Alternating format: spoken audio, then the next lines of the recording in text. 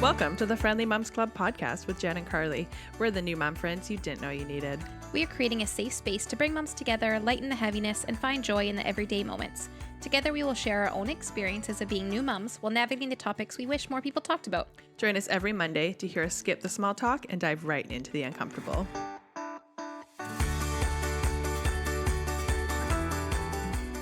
Jen, are you going to sing again this week? Well, I was going to say Happy Mom Day first, Karlee. Yes. Happy Mom Day. No, the singing is not for me, I've learned. You didn't even say Happy Mom Day. I said it first. Oh, yes, you did. You said, I'm going to say Happy Mom Day, but I didn't know that was your Happy Mom Day. Yeah, It's a beautiful day. Every day we should celebrate moms. Yes. Every day should be about us, really. I know. Like I said a few episodes ago, the government or rich people should be sending moms on vacations because we need it. Or just give us more money to buy more things. Exactly. So we can do retail shopping therapy. Exactly. And yeah. So if you listened to last episode, there was lots of buzzing in the background. They were obsessively doing lawn care. They weed whacked, they leaf blowed, and then they mowed it after, which is very odd because I mean, at least you're getting your money's worth. Strata payments are coming through here. But also, like, can we put that towards something else? There's that. Anyways, but yeah, so there's gonna be no buzzing unless they come back. Hopefully, I hope that they are done. It was, that was excessive. So we're sorry if the sound quality was poo poo, but you know what? We're budget, and that's our life. Yeah, we do our best. Today's gonna be an interesting one. Our year in review. We made it 1 year. Which is crazy. We have officially celebrated Henry's birthday. I know. He turned 1 and he was the younger one. So now we're both officially have 1-year-olds. And we made it through the first year of postpartum. We have toddlers. It's actually crazy that all of a sudden one day they can have honey and they're a toddler. And it just, all the rules go out the window when they turn 1. It's just, I baked a loaf of bread with honey in it. And I was like, oh, this is so fun. Isn't it? It just is like, it's weird. They turn 1 and all of a sudden things change.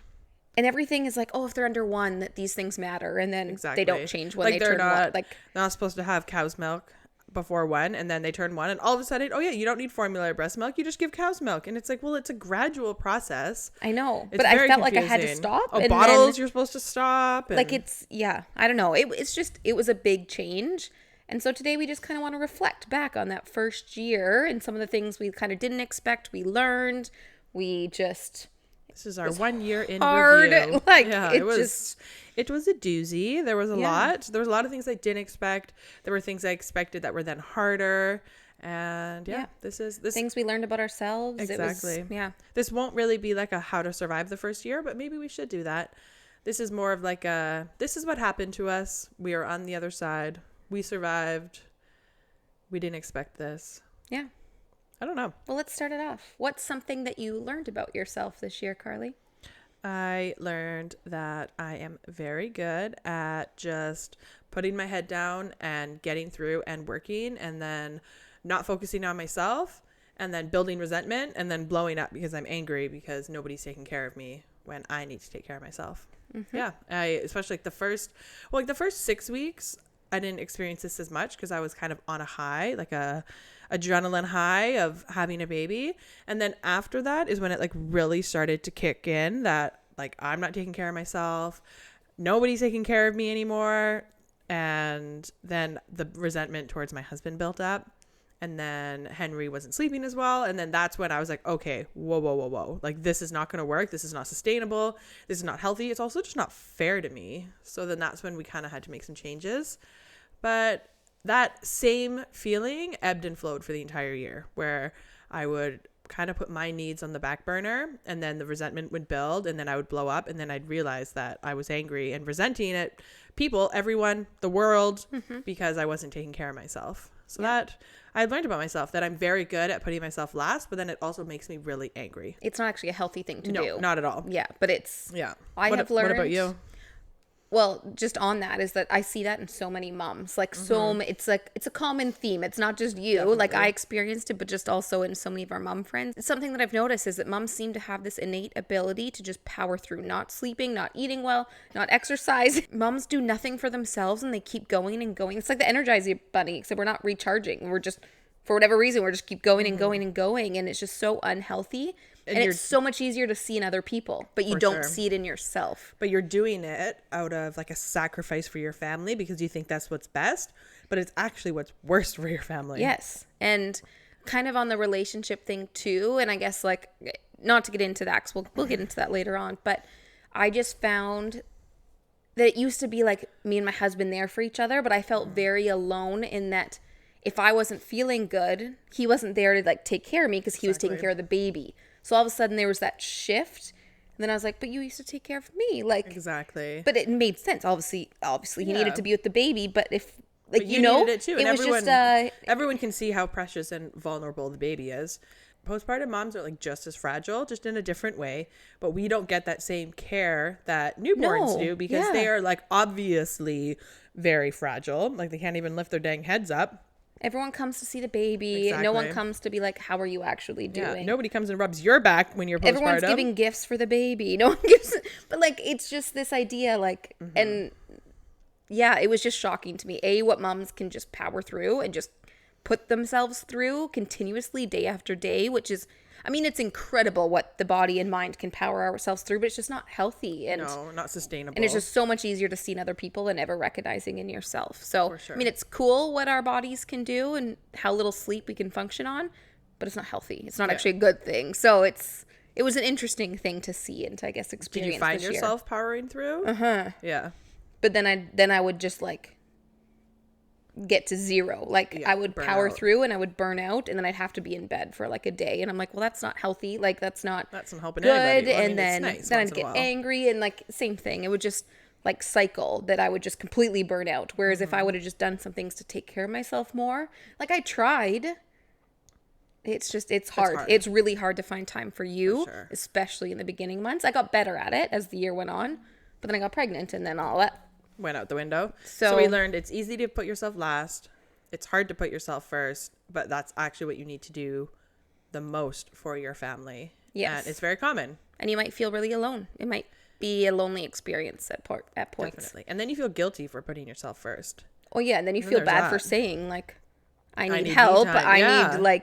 I need you to look after me, or I need you to like rub my back, and you feel guilty for like asking for something. And but that also just kind of goes into like modern millennial parenting, that we are expected to put all of our needs aside, but then we're also expected to be these like perfect mothers who love everything about being moms. But then also you need to have a career, and you need to make money, and you need to keep your house clean and be the best of your career. Yep. And you need to be the best friend, and you need to make everything from scratch, and you need to look perfect. Oh yes, you have to look good. You got to bounce back. Yeah. Oh, gotta bounce back. Gotta do your hair and makeup every day. And you need to be politically correct. You can't say the wrong thing. You have to be caring and empathetic. Like it's the expectations are outrageous. Where if you think back to like a 50s housewife, their job, you know, they had a very hard life as well, very different, but their job was the house and the food and looking cute. But then they didn't have the career thing on top of that. And then they also didn't have the like expectations of social media as well. It was just kind of what they saw in their like immediate environment.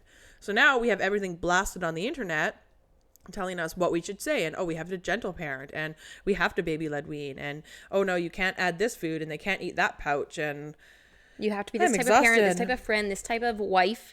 Like, yeah, it's exhausting. Did you expect this? Like, was this something you expected about this like modern day parenting? Like, did you expect all these pressures? No, because my husband and I have always been very like 50-50. And then we've talked about this before, that when I got pregnant, like biology was like, well, actually now you have to carry the burden of this. So then I just thought when we had a baby, well, like when we actually had Henry and then we were postpartum, I was like, well, he's going to help. He's going to, you know, he's also, and he does, he's very hands-on. He definitely puts in a lot of time and energy into the house and housework. But then the like societal burdens that I was feeling, like the mom guilt and the shame and even just the pressure of trying to breastfeed, like I wasn't expecting all of that, because I was like, well, my husband's so supportive and we're a team. It doesn't work that way in like actual day to day. That's not actually what happens. Like men still have a pass. Men are never made to feel bad when they take a weekend away from their kids. They're never made to feel bad if they have to stay late at work. But these are things that like I didn't expect that barrier. Does that make sense? Yeah. Yeah. What about you? Were you anticipating the like burden and the burnout of like millennial parenting? Yes and no. I don't think I've put like too much thought into it. I will say the like most shocking thing was just how much mom shame there is out there. Like you look for help on the internet and you try to research things and you end up just feeling worse about everything and worse about yourself. And then I don't know. I watched this reel yesterday on Instagram, and it was about this mom being like I need to teach my child how to be put together, and so I get up every morning and I put my makeup, I do my hair, I get on a nice dress, I wear heels so that he understands the value of, and it just went on, and I was like, some days I struggle to just get pajamas on, and I'm not even wearing a bra, and Yeah. and I'm like, but if people watch this, they think I need to do that every day. Like, it's just, I don't know. It was the most shocking thing to me that I just didn't know about was this whole like internet generation of how much mom shame For and sure. just, and people Specific say to moms, terrible yeah. things, but it's specific to moms. Oh man, some of the trolls on our reels on Instagram, specifically, there's one that I posted when I was breastfeeding Henry, and it was one I just kind of like made on a whim. I think I took a video of us breastfeeding because I was starting to think about weaning, and I was like, you know what, I need more pictures and videos of this. And then I made a reel about it, and we have had so many Karens and trolls come on and shame me for putting it on social media and for thinking and talking about weaning, and like It is so many. 2023. Exactly. Breastfeeding is normal. Exactly. I was made to believe that it was better now. And it is. It's not. I mean, maybe It it's is better, slightly but better, but I would not say it's good. and they're all Like, just troll accounts. They're not even real people. I go to look at their profile. They're all private. They all have like 2 followers, and it's very annoying. And I know that we're like the friendly moms, but I can't help but sass them back in the comments. And I'm like, this is the most unfriendly thing, but like, screw you. Sometimes I just give them eye roll emojis because I'm annoyed. But yeah. 2023, No, it's hard. there's just different challenges now than what they had 50 years ago, Exactly. right? It's just a different generation, and it wasn't something I had thought about beforehand, so I can't say like expectation wise I didn't really think about it, but just like, yeah, It was the mom shocking. shame was really surprising. And then we talk a lot about finding your village and that you need mom friends, and you have all these expectations in your head of, you know, all of these people you have in your life, and everyone says, oh, I'm going to come watch baby so that you can go, you know, have a nap. And I remember like so many like random coworkers and friends, and you just think that, okay, I have really good supports in my life. Like, it's going to be so easy. I'm going to have all of these people helping me. And then in actuality, there's so many barriers to it. Because one, you don't want to ask for help because then you feel guilty. So even like Jen has her parents living in her basement. And I remember her saying that, I wish that I took them up on their offers more or asked them to help more. And that was at like the 1 or 2 month mark. I remember you telling me that.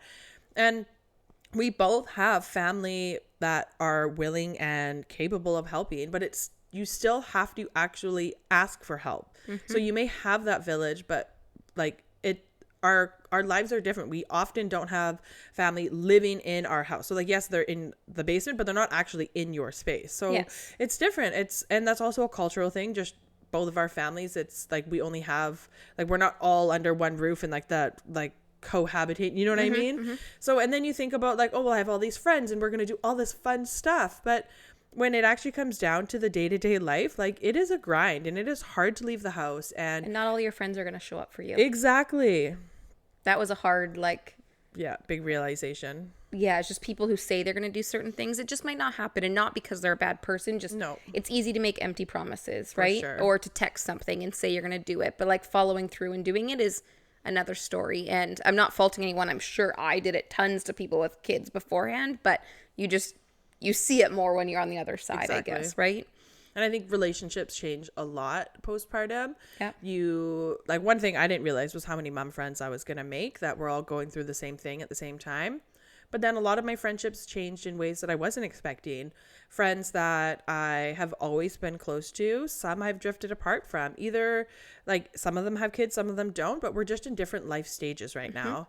And then friends that do have kids, some of us have become a lot closer, even though our kids are different ages. But sometimes I look up to them and I like reach out to them for advice, and maybe we don't get to see each other as often. Or maybe we don't talk as often, but we do have this like new bond and this new thing we can connect over, which has been really nice.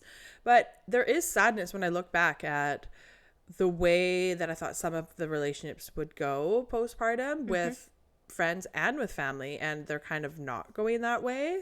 You think that, I don't want to say that like my village didn't show up for me, because they 100% did, but you just have this like what it's going to look like, but a lot of the time it's not actually feasible for real life. Yep. People have jobs. Especially when we people- live in a city like we do, and we live in the Lower Mainland, which is crazy.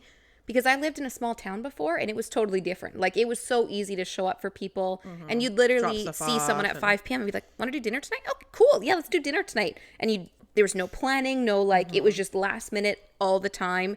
Be like, "Oh, you want to go for a hike tomorrow morning? Sure, go." Like, you go for a hike. Like, it was just different. So when you're trying to do this in the Lower Mainland or big centers, just traffic, busyness, like leaving work, the and cost of living. the You cost have of to work all living, the cost of time. like going for meals or doing, like, it's just, life is expensive and time is short in these it's big centers. precious. Like, it's just so different. It's actually something Jeff and I talked about last night, that we feel like we're kind of stuck in like the rat race of parenting already. And like, I haven't even started work yet. I go back to work tomorrow, and we kind of sat down and like, we're gonna see what we can do going forward, because we're in this rat race of, we're working so that we can pay our mortgage, but then we don't have money to go on vacation. So like, why are we working so much if we can't be enjoying our life, you know? And that's just kind of like, I feel like that is just like the quintessential parenting dilemma, but some people just kind of accept it as life.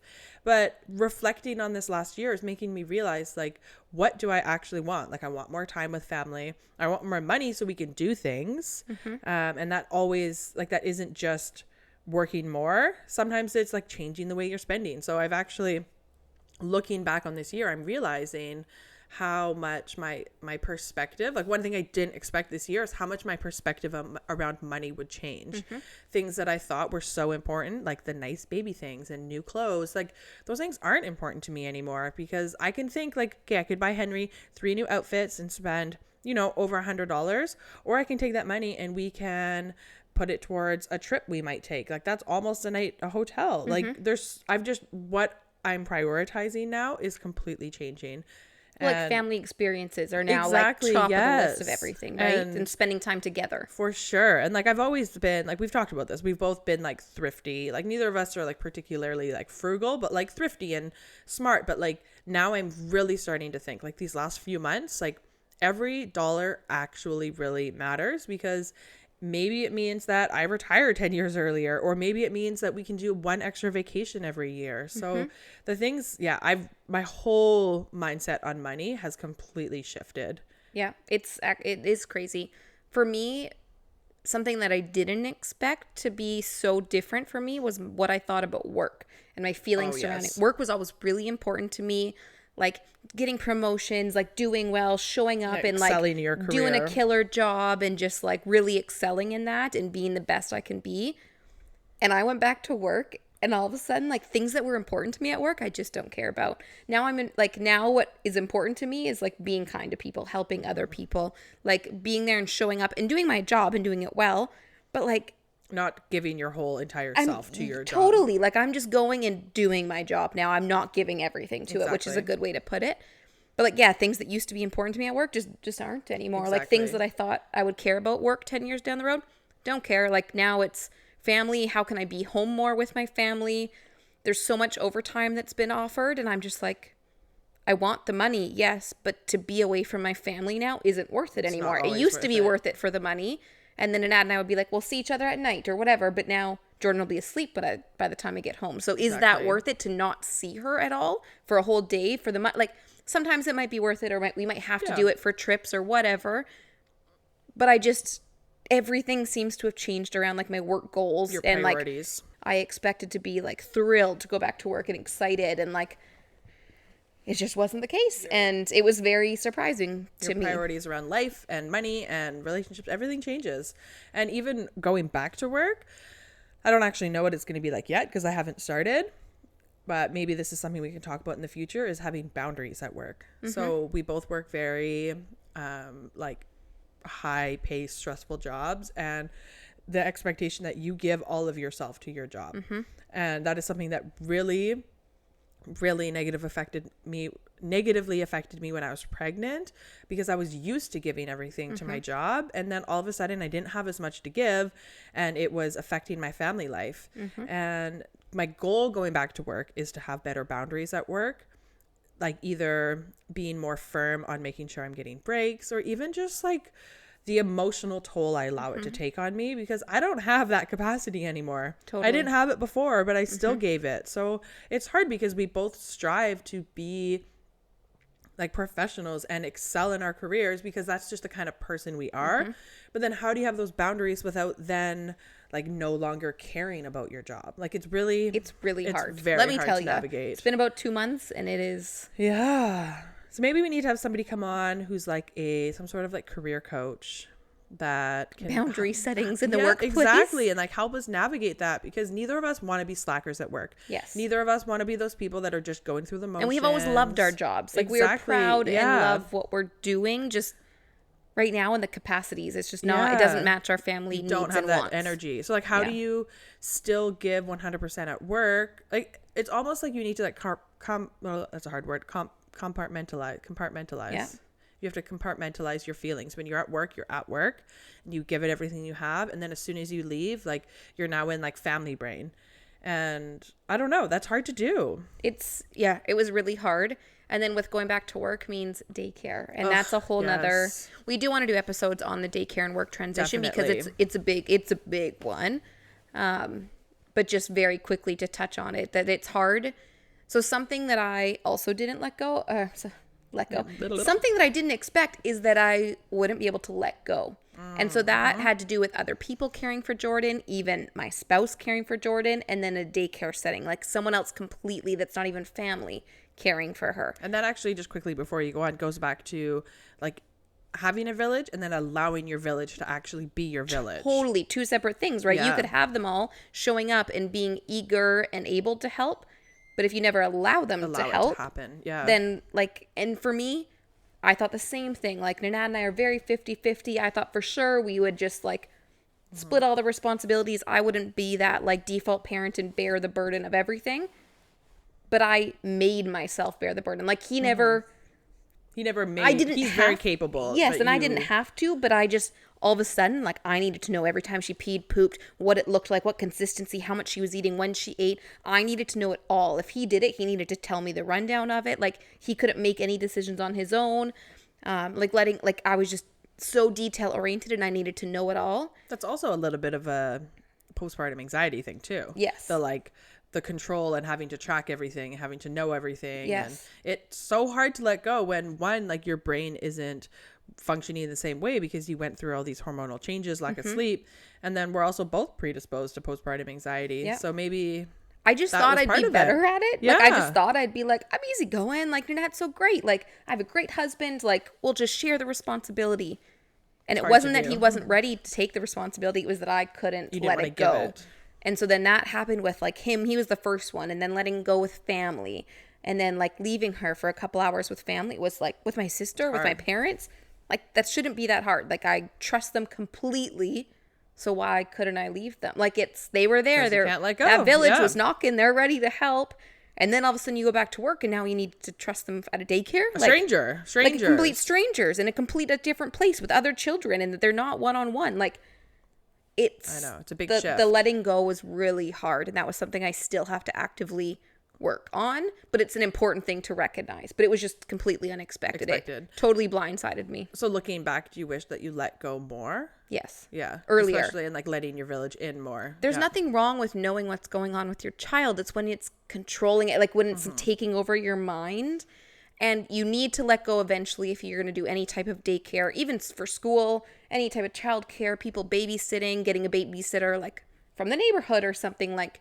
So if you can start practicing how to let go some of those things earlier on, there's just bigger things that I need to stress and worry about. Fish to fry. But it's hard. Exactly what time she ate at, or if she had 4 or 5 ounces. Like she ate, she was full. Do I need to know exactly how many ounces? If it was 3.5, 4, like no, she ate and she was full. Cool. Like it also though I think is like a biological thing for moms. Like we biologically wired to care for our children and to be thinking about them and to be anxious about them, and you know, like our brain changes as a protective way. So in this like modern millennial parenting, we're expected to both care for baby and work, but our brain, like the biology of our brain, is telling us to care for baby and to like be, you know, like to be their mama bear. Yeah. So then we're kind of challenging ourselves in a way that goes against our biology. But then society expects it to be easy, you know? So it's maybe we need to give ourselves more grace that there's a reason we are like obsessive about them, because we're meant to care for them. Yeah. It's going to be interesting because now that I recognize this, having a second baby, I'll see if I do it any differently, or if I'm better at letting go, or if I accept more help or can ask for, I don't know. But like I recognize these things, but will I in the moment? Who knows? I don't know. But like, do we need to, like, I don't know. Maybe there's like a in between of like letting go more so that we can accept more help and accept our, like, allow our village to be our village more, but then also without it causing you more stress. Yeah, because there's nothing wrong with knowing everything. It was just taking over. Like, yeah. So maybe there was like a sprinkle of like it wasn't helpful, but then there was also like that big biological drive of, okay, this is normal. I need to understand that this is normal, but then not let it get to the part where it's actually causing issues. Yeah. Yeah. I think we both kind of had that. Was there anything with your actual relationship with your husband that you didn't expect? Because I know both of us went into this like, oh, like we're 50-50.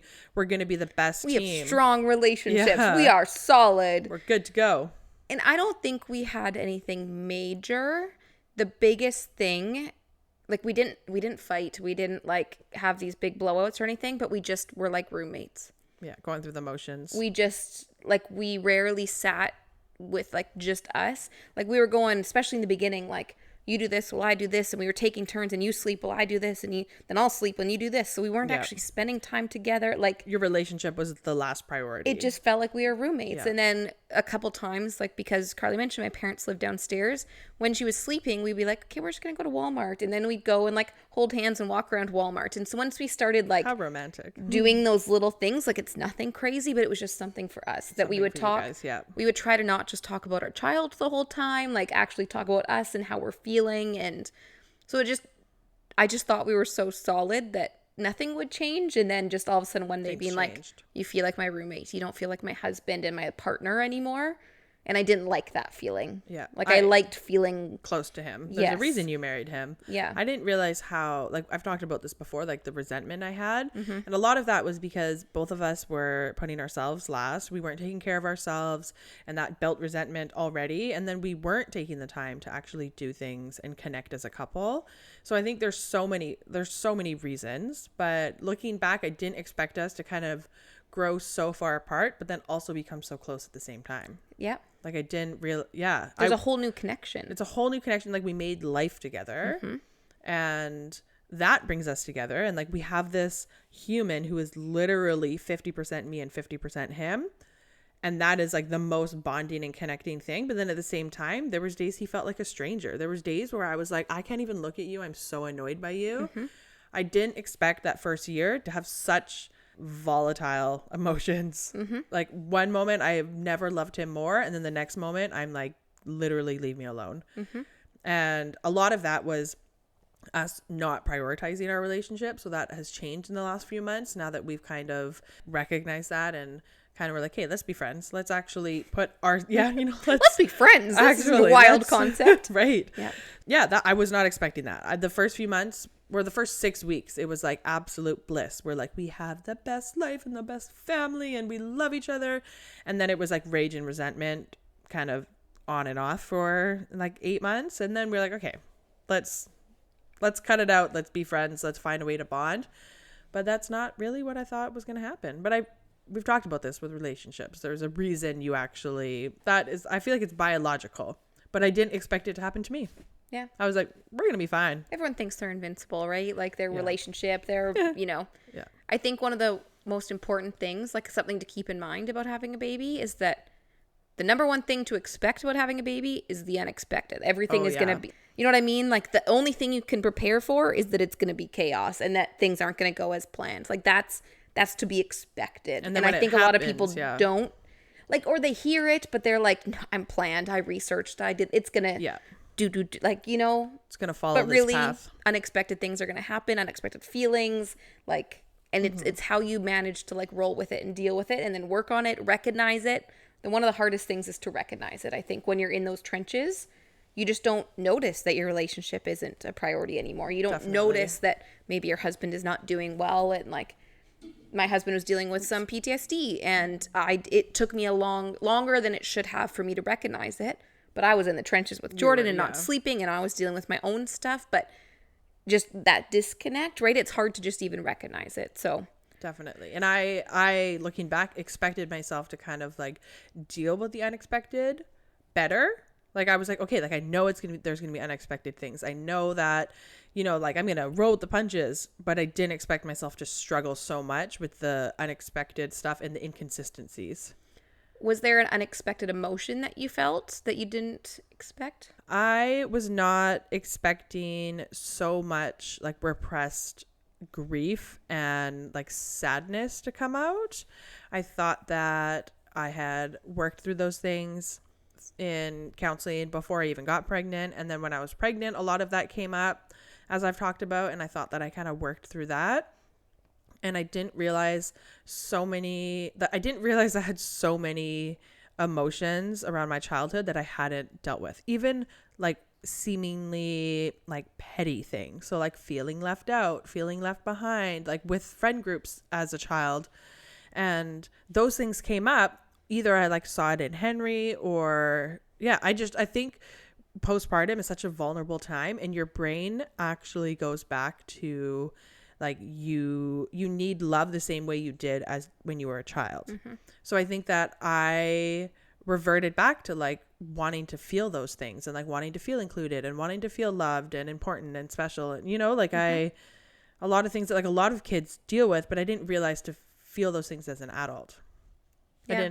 It was a lot. There's a lot of emotions. Yeah, you've talked about this a lot, which is, it's just an interesting thing that you really experience. That really keeps coming up for me. Other people experience it too. I can't say I mm-hmm. did, but I've like other people I know for sure. Yeah. And it's something that I have recently started with a new trauma counselor that kind of she doesn't focus on just talk therapy, which is what I've kind of always done in all the counseling I've done, which I think is good. Like talking is good, but her approach is actually like looking within to your body and how it's affecting you, and like all of like the repressed stuff is like coming out, and like how you feel about how you actually feel about it, how mm-hmm. it's making you feel. Yeah. A little kind of feels like a little voodoo-y, but then the stuff that was coming up, I was like, man, this girl's good. Yeah. So there's all different types of therapy, and I've done a couple different types, and there's mm-hmm. it's amazing what the different ones can do. It's it's good stuff. So if you are not expecting for old emotions and traumas to come up, they probably will. I mean, we always recommend therapy too. It's so helpful. Love we love it. I will die on this hill that everyone should go to therapy. Everyone could benefit from seeing a therapist.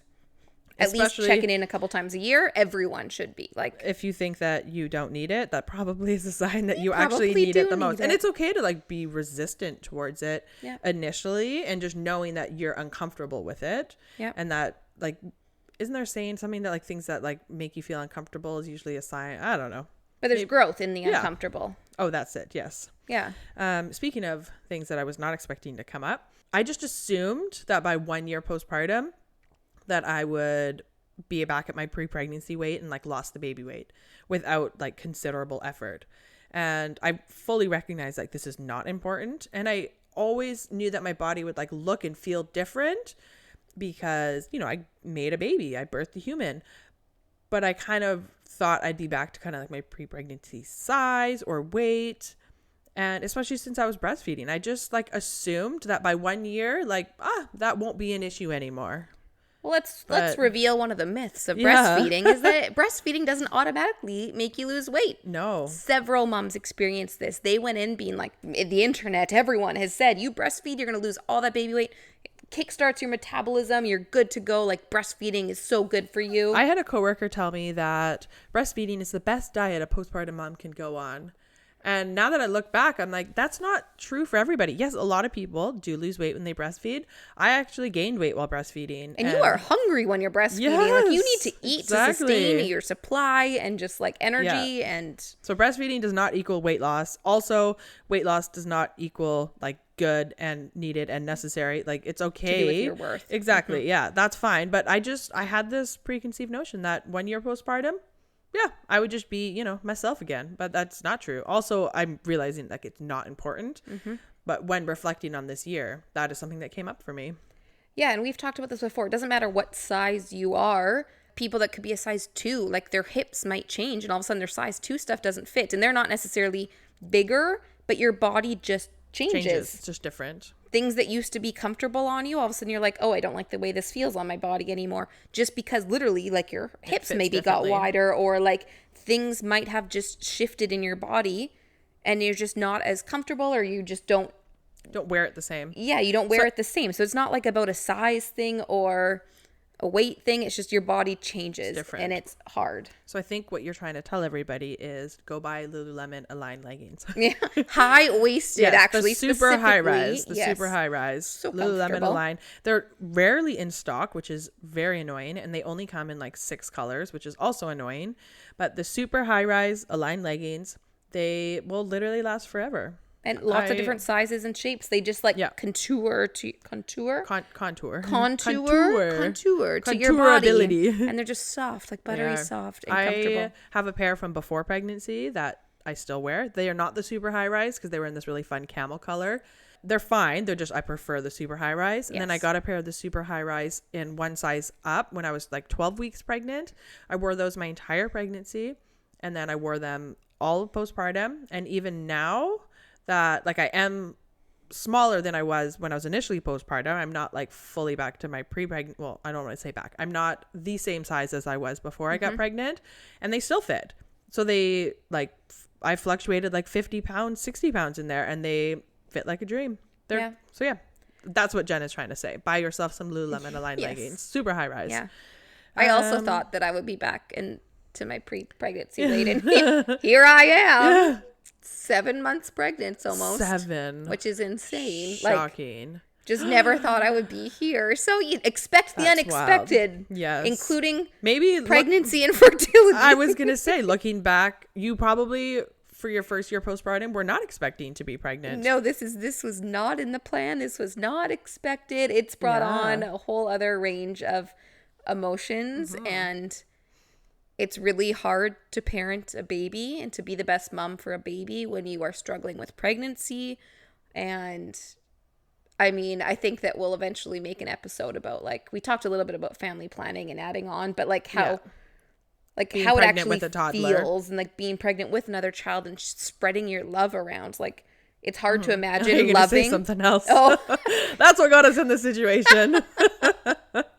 Yeah, sharing your love and like having more child. How can you love them the same? Like, it's so hard to imagine. So I just experienced a whole new range of emotions and feelings just with being pregnant that you weren't planning for. This was not in my postpartum year what I thought was going to happen. And I also expected to take 18 months off work. Right. That didn't happen. I actually went back at 10 and a half months postpartum. So like so many of the things that I had planned out for us, like I had a spreadsheet of like work and months and how much we're going to make on EI and mat leave and top up and how much like what it was going to look like. And I did all this to be like, okay, I know I can take 18 months and we will be okay. Like, we will survive. And then I will survive. Throw that all budget plan out the window, and I had to go back. And so then going back to work, like it just, all my things that I had planned for didn't really happen. And you thought you would still be off work now, going into Christmas and the holidays. And go back, expect the unexpected. You just, you don't know what's going to happen in your journey. You just have to be open to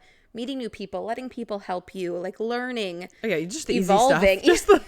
Just I didn't say it was gonna be easy. Things. I said you have to be open. You have to be willing to try to let people help you and put yourself out there to meet mom friends, right? Back to episode number 1, how to make mom friends, because I didn't realize how important it was to have mom friends at the same stage that you're going through. Definitely. So having a mom friend that has a kid that's a year or two older, or even like 6 months to a year older, good. They're great friends to have. I'm not saying you don't need that friend just anymore. A different purpose. But there's something that's just when you're actually know someone that's within like a month or something of your child's age.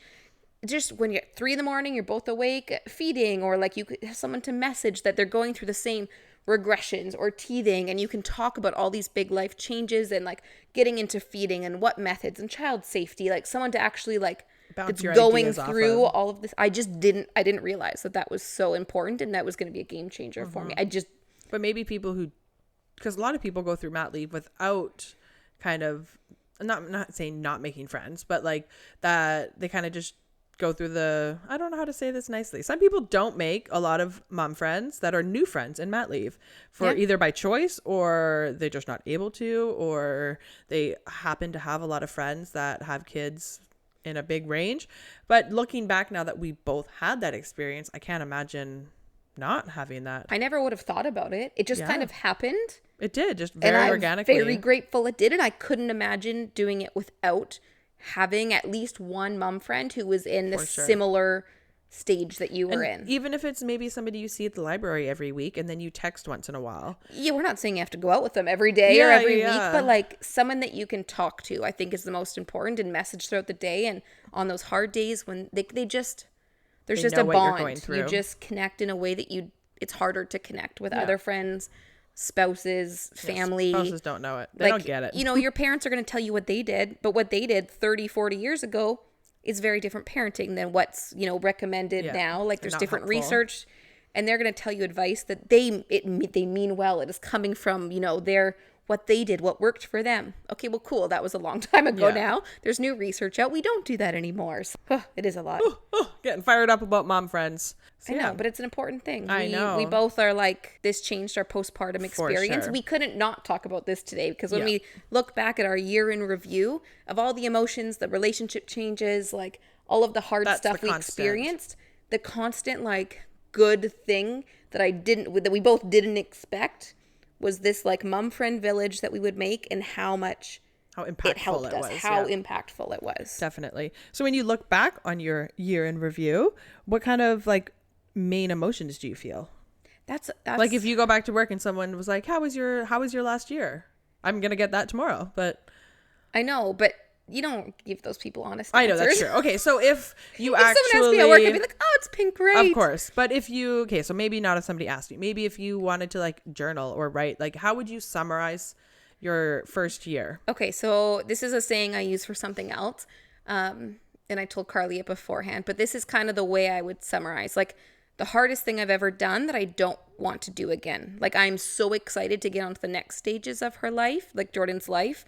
And I'm so happy to never have to do that year again with her. Definitely, yeah. So, and I know some people love the baby stage and like, I'm going to go through it again in a few months. Like, it's not that I'm not willing to go through that stage again. It's just I am happy to be done that year with her and moving on. And like I'm happy that stage is done with Nanad. Like we've gone through a whole bunch of stuff. Like your first postpartum is done. Right? You never have to be a new mom ever again. And I'm happy for that. And I know that maybe sounds harsh and some people might not agree, but it was the hardest thing, the best thing that I never want to do again. Yeah, that's a good way to look at it. The hardest, best thing that I never want to do again. Yeah, and you know what? You don't have to. Maybe you're going to have a new newborn, but you're not going to ever be like a first-time mom with a newborn ever again. Without zero knowledge of what she was doing. Yeah.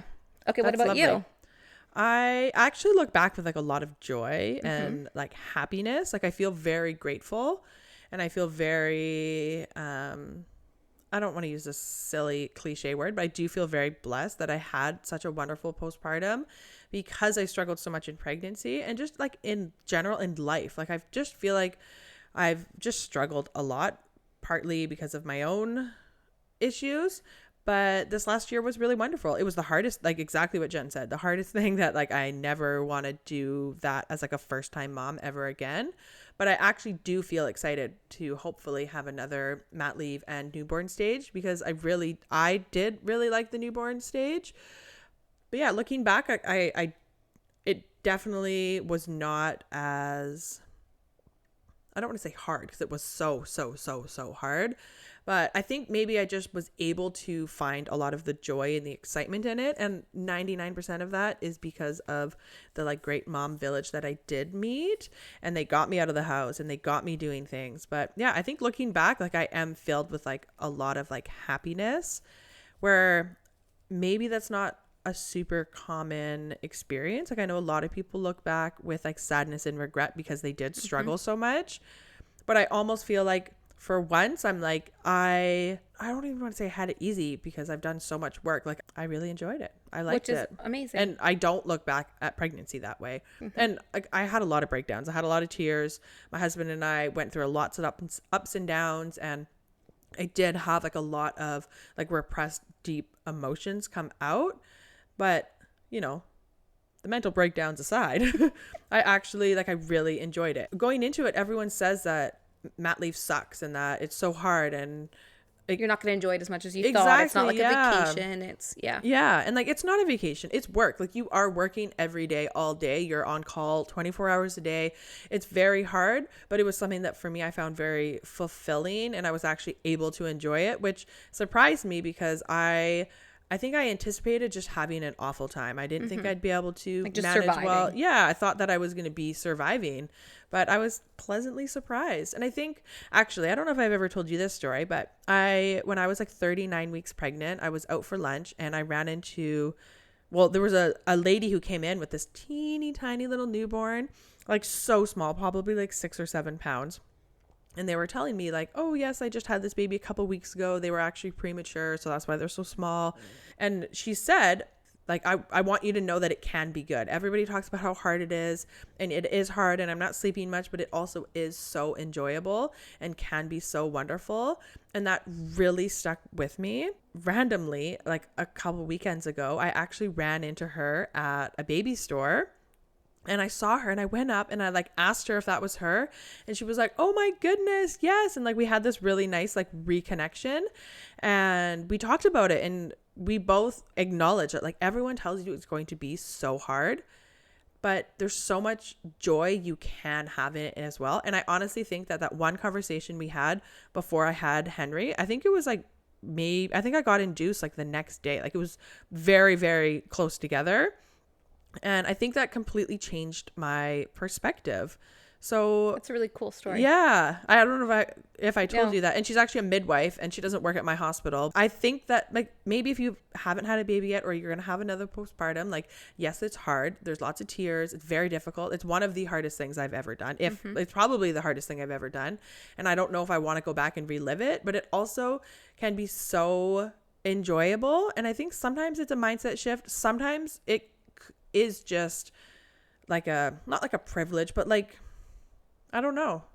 Do you know where I'm getting at? Like, some people are not able to enjoy it because they have other stuff going on. And like, that makes me very sad. And I'm sorry for you if you weren't able to enjoy your postpartum for whatever reason. If you were struggling with mental health, if you were struggling with like extreme sleep deprivation, or issues with your partner and parenting, and like, yeah. But I'll take it. Yeah. I feel like it was my one win in life. I think it's just good to say that it's okay if you don't like it. And yeah. It's great if you liked it. Like, that is amazing. Like Karlee said, like there is joy to be found in it. It just can be hard to find it sometimes, or see it sometimes, but there is joy in it. And so we hold space for everyone that just didn't like it too. Yeah. Like, if you don't it, have that's to like okay. it. That doesn't make you a bad mom. Like, if you didn't, oh gosh, no. We talked about this before, that instant connection that like sometimes it takes a long time, and it's just, some people just, it's not the same. I know people that love the newborn stage and love babies, and I know people who are like, nope, get me the toddlers. I'd prefer that stage than babies, right? So all of the emotions are valid. Okay. And totally I think valid. Every person has kind of different life stages they like more than others. Like, some people loved going to university and look back with it like really fond memories. Some people really enjoyed like being new in their career, and it's okay if we don't all love the same things the same way. And maybe the like first year newborn stage is just going to be my favorite part. Maybe it won't be if we have another baby, and maybe I won't like toddler age, maybe I won't like teenage age. So like, you just, everyone's different. So it's okay if you loved it, it's okay if you didn't love it, it's okay if you are 50-50, whatever. But I think my main thing is like, not go into it thinking it's going to be absolutely awful. It's going to be difficult, but that doesn't mean it's not going to be happy and joyous and have good moments. Totally. Yeah, there's a lot that goes on, but that was a lot. That was why don't we go into our Mom Day mantra? We found this one on Instagram. Thank you, Instagram. This is Allie Flynn, who I think she wrote it. It's hard to, and we like to credit who we actually got it from. We don't ever want to, when we don't make them up, we want to actually credit who it was. So I think Allie Flynn, this is from you, and it is: being a mom will challenge you in ways you never knew existed, while allowing you to grow in ways you never dreamed possible. 100%. And I think for us, we just love this because we're like, yeah, you are a totally different person than what we went. Like, us coming out of this year postpartum is very different from what we went in good ways, bad ways. Like, it was hard, it was great, it was amazing, but terrible. Like, it just, motherhood just changes you, and it's just things that you don't ever expect. Like, just, there was so much unexpected that happened, and now we are these people that we like never envisioned we could be. yeah, which is very cool. Like, It's cool. Like, we're a whole new version of ourselves Yeah. that like we never expected. And like, yes, sure, we both were like, okay, we're gonna be moms, but it's just we can't envision the person you're going to become. no, and you just like all of a sudden you meet her, and Yeah, you're like, hello, nice to there's meet so you. much to celebrate about motherhood and about the mom. And we talked about this now that we just went through the first birthdays, is that you should also celebrate the mom on the first birthday. Yes. Like, the baby doesn't really remember, but yeah, it's great to go and like have a cake and whatever, get the friends together, but you should also recognize that the mom just went through that first year. Like, there should For be a sure. party and And a the dad. vacation for her And the dad, and yeah. the dad, the parents. But like, there's just something to that, right? Like, Yeah. she's meeting a whole new person she never met either. Like, it's a brand new person to all of us. So it's kind of cool to reflect back on your first year. If you've never kind of journaled or talked to someone about it, I'd Yeah. recommend it, because it's cool to just look back, and even if you didn't love it, it's just good to kind of go through and be like, wow, look what I went through. Like, Definitely. And now you don't have to do it again. yeah, Or maybe you do in a couple months. yeah. But it'll be different. yeah. not We could to, go on like- forever, yeah. so we will actually Let's end this just- episode today. But Okay, happy Mom Day. Bye. happy Mom Day. Thank you for listening, and we'll see you next week.